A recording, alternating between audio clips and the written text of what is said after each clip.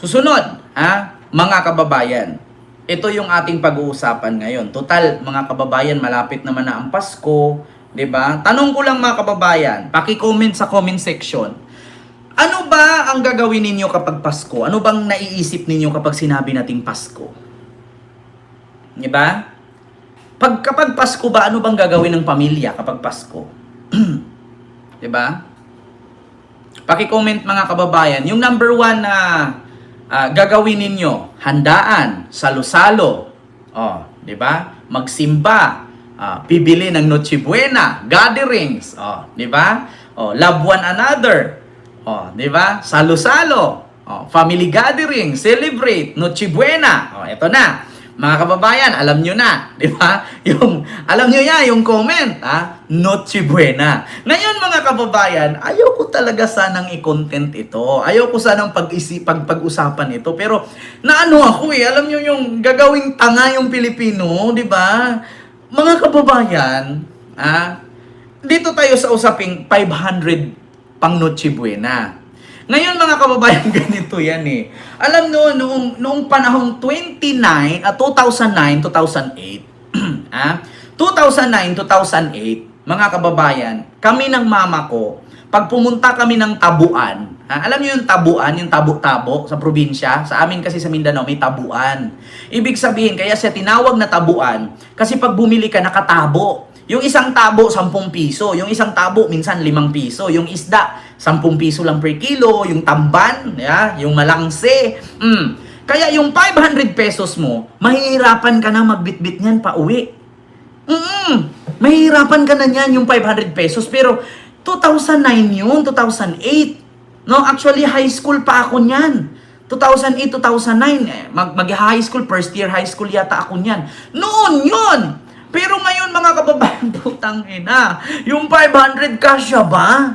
Kasya ba sa inyo mga kababayan ng 500 pesos pang Noche Buena? Ito dito sa amin, sa lugar namin, kasi syempre ilang Pasko na ako nakaranas. Yung manok pag Pasko, yung lechon manok yung andoks, yung chokstugo, yung baliwag, yung Senior Pedros, pag Pasko niyan, ang manok 399. Minsan 299, minsan 399. Aabot pa yan ng 400, lalo pag New Year. Sabihin natin 300. 299 ang manok, sabihin natin 300. Minsan nga 320 na So manok pa lang yon 300 na. So, ang natira sa 500 mo 200. Sa bagay mga kababayan, kung ikaw Pilipino at matipid ka sa buhay, ganito yan.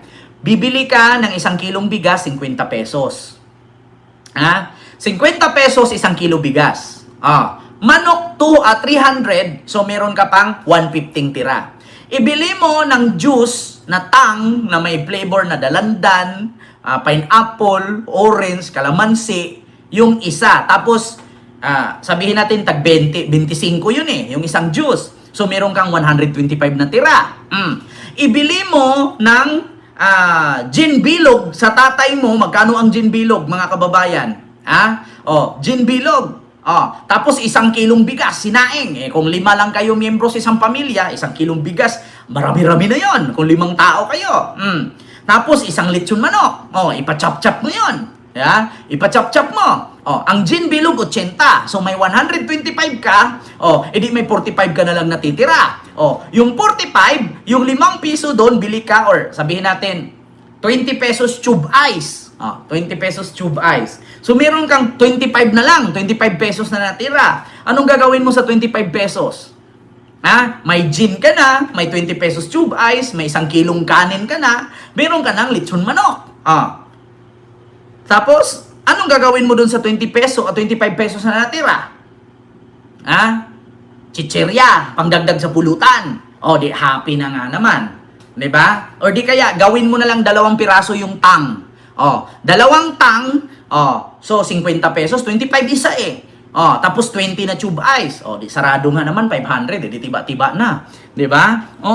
Tiba-tiba na wala nang yosi-yosi mga kababayan, wala nang mga chichirya-chichirya. Kasi syempre pag nainom ka ng ice, syempre pag nag-inuman ulit 'yan, bibili ka ulit ng ice.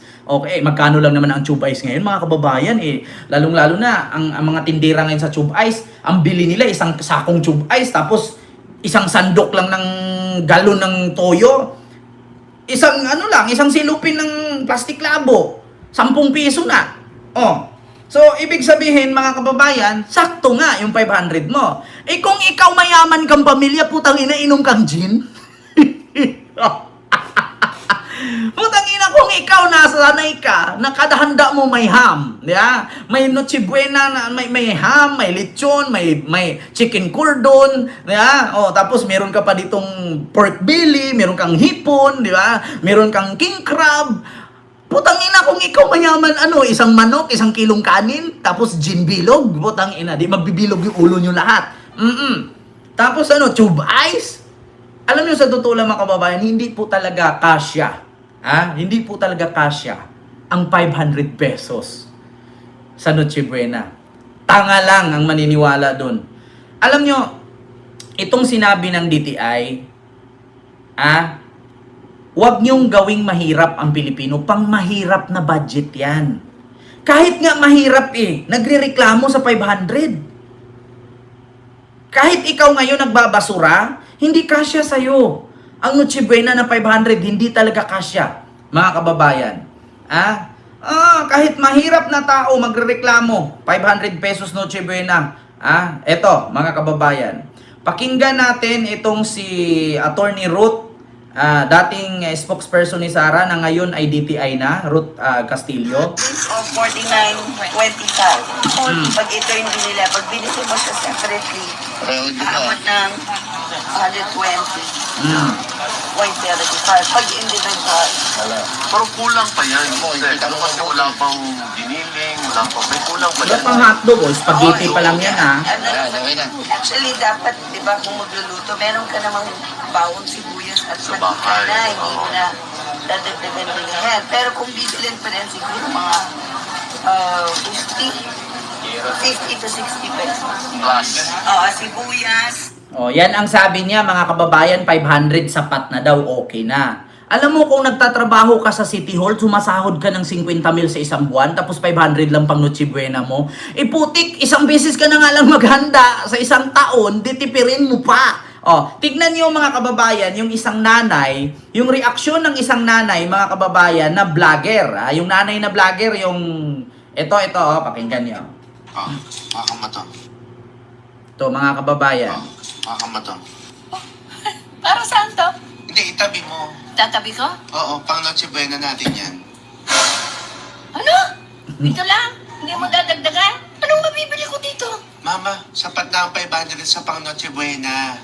Ina, manok lang to, kulang pa. Hindi nga, Walang sahog, manok Hindi lang. ka ba nanonood ng balita? Sapat na daw ang 500 pang Noche Buena. Sino may sabi? Sino may sabi? Si Madam nga, nakita ko sa sa balita. Sabi niya, sasapat yung 500 na to? Oo nga, sapat na ang 500 sa bawat pamilya pang Noche Buena. Oo ha? Sinong madam yan nagsabi? Saan nakatira yan? Kailan sinabi na sasapat ito? Basta, Oy, kung sino ka man, madam.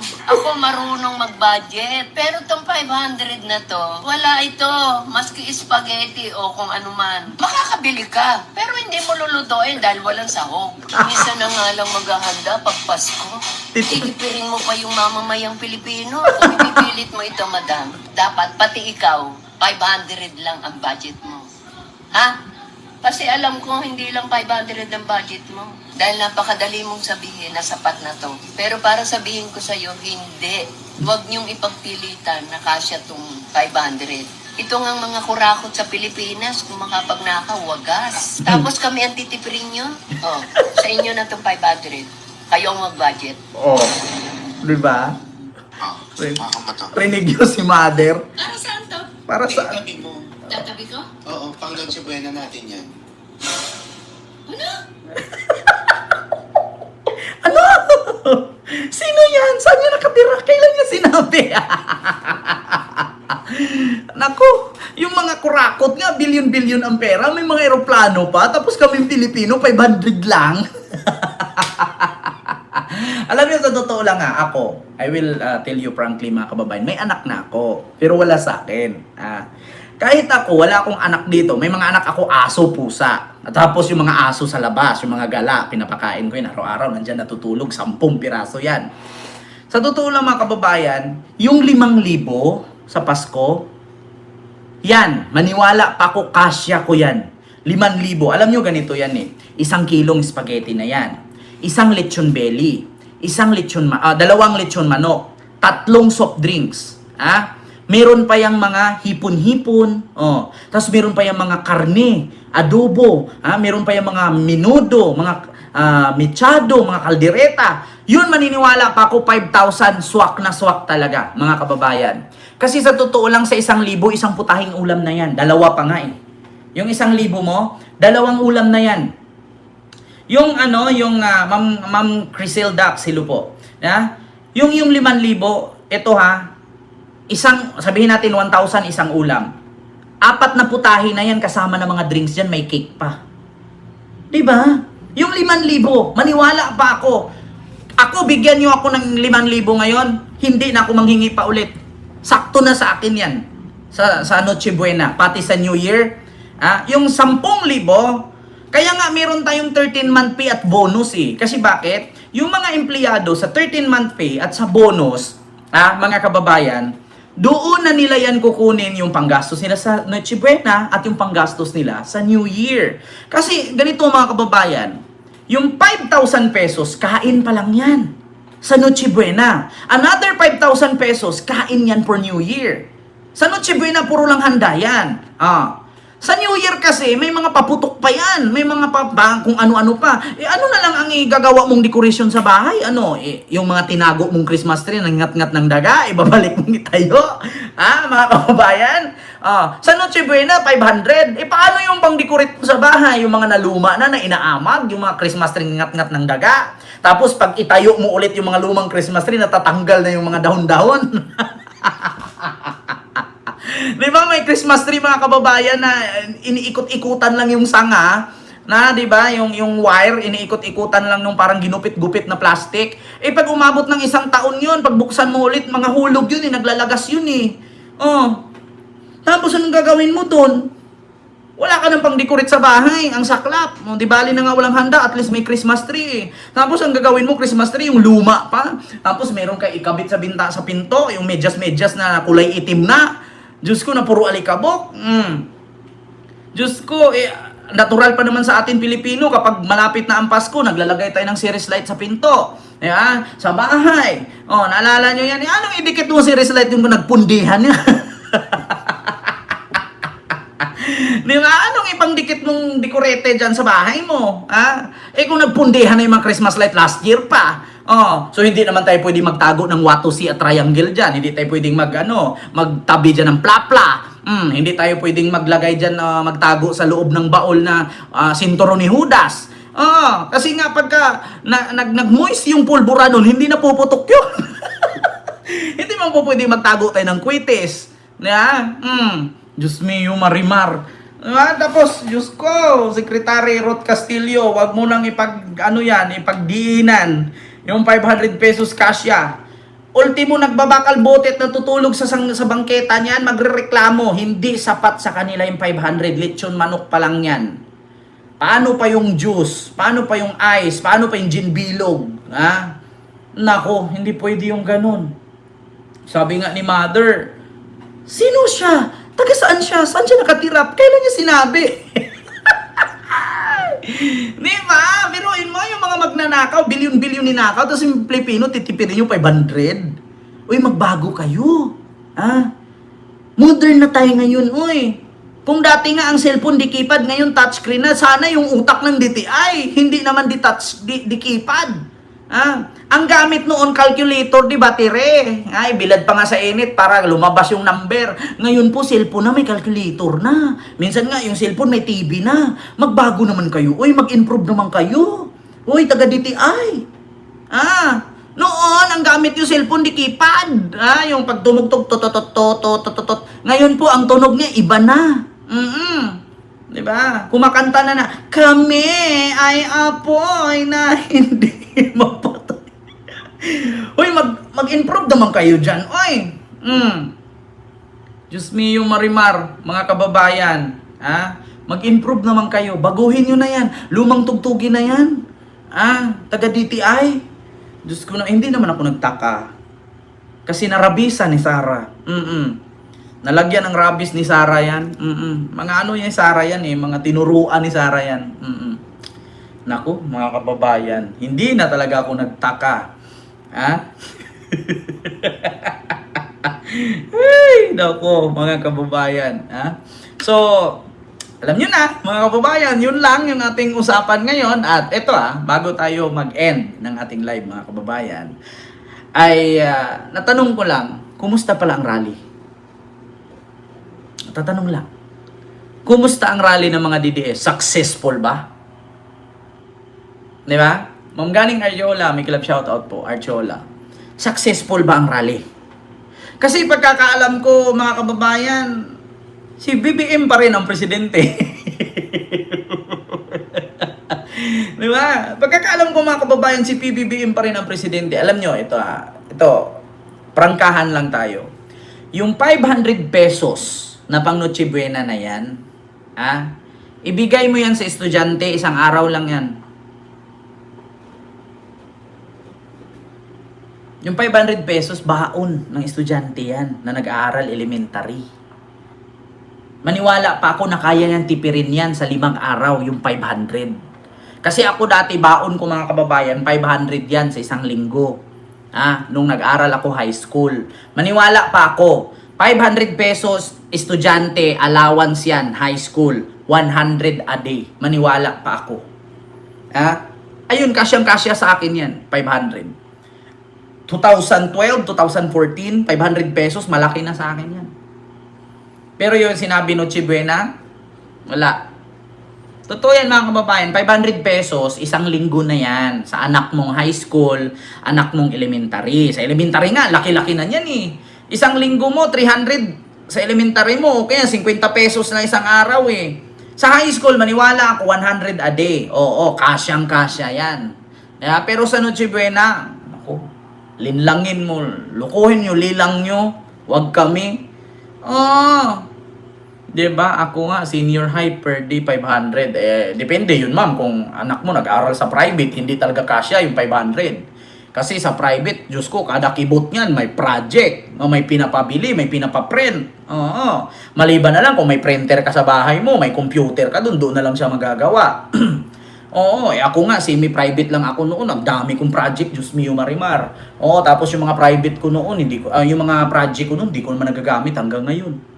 Ang ginamit ko ngayon, cellphone naman, tablet, iPad. Wala naman yung mga project ko noon. Mga drawing, hindi naman ako naging architect. Hindi naman ako naging, engineer. Hindi rin ako nagiging doktor, hindi rin ako nagiging baker. Diba? Pero sa bagay, at least naranasan natin yan. Diba, mga kababayan? Alam niyo, sa totoo lang, mga kabataan na nanonood sa akin ngayon at mga nanay, sabihan niyo yung mga anak ninyo, swerte tayong mga Pilipino kung bakit meron tayong paaralan sa Pilipinas na major ang tinuturo.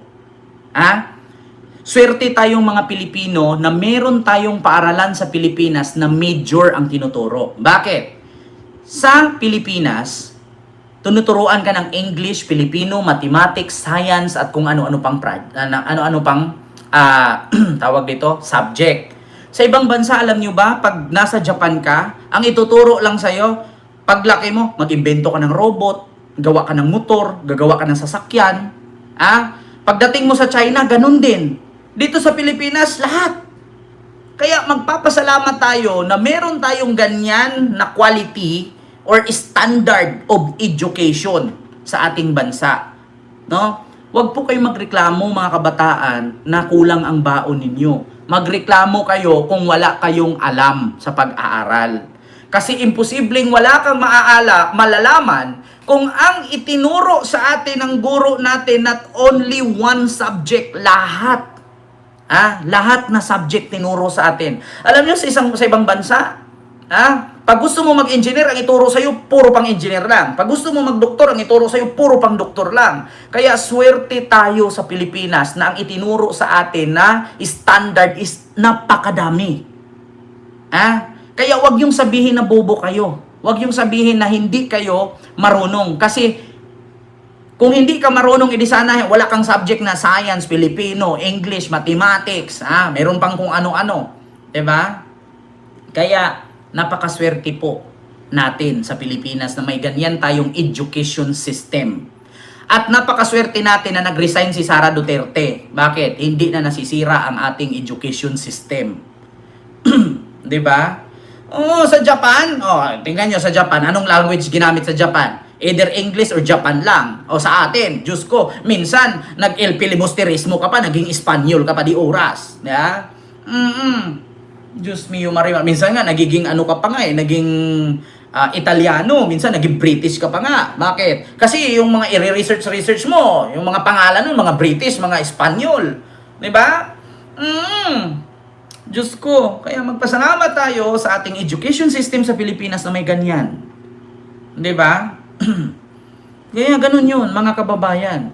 Kaya maunlad ang Japan kasi focus sila sa isa lang. Tayo kasi mga kababayan, hindi ka pa tapos sa klase ngayon, bukas iba na naman. Kaya sumasakit ang ulo ng mga estudyante. Pero malaking tulong yan, sa totoo lang mga kababayan. Kasi tayong Pilipino, tayong Pilipino, kahit sino makaharap nating ibang lahi na intindihan natin. Pero tignan nyo, mga ibang lahi kaharap natin, hindi sila nakakaintindi sa atin. Pag nakaharap natin Chinese, turo-turo mo lang, ngusong-ngusong mo lang na lalalaman na niya. Pag kaharap mo Espanyol, hola, noche buena. Naiintindihan. Pag Japanese, arigato. Diba? Pag Korean, annyeong, hasayo. Diba? Bukang bilat. Diba? Diba? Kaya tayo mga Pilipino, matalino, DDS lang. Kapag hindi ka nakaintindi, DDS ka. Diba? So yun lang po yun mga kababayan.